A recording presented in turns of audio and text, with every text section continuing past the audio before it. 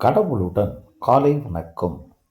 புனித மத்தேயு எழுதிய நற்செய்தி 13ஆம் அதிகாரம் 44 முதல் 52 வரை உள்ள இறைவார்த்தைகள்.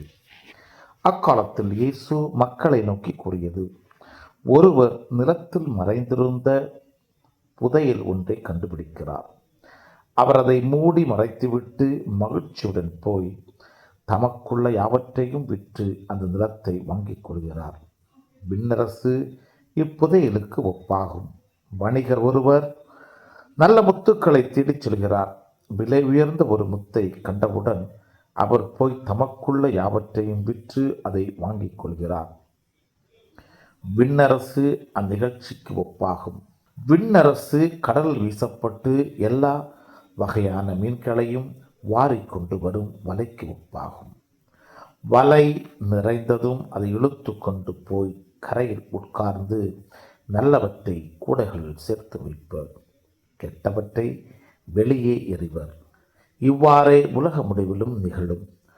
வானதூதர் சென்று நேர்மையாளர்களிடையே இருந்து தீயோரை பிரிப்பர். பின் அவர்களை தீச்சூளைகளில் தள்ளுவர். அங்கே அழுகையும் அங்கலாய்ப்பும் இருக்கும்.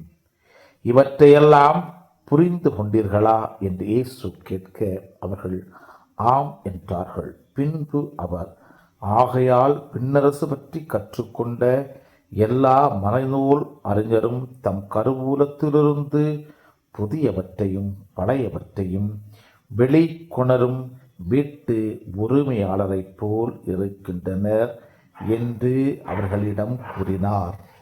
கிறிஸ்துவின் நற்செய்தி. இந்த நாள் இனிய நாளாக அமைய வாழ்த்துக்கள்.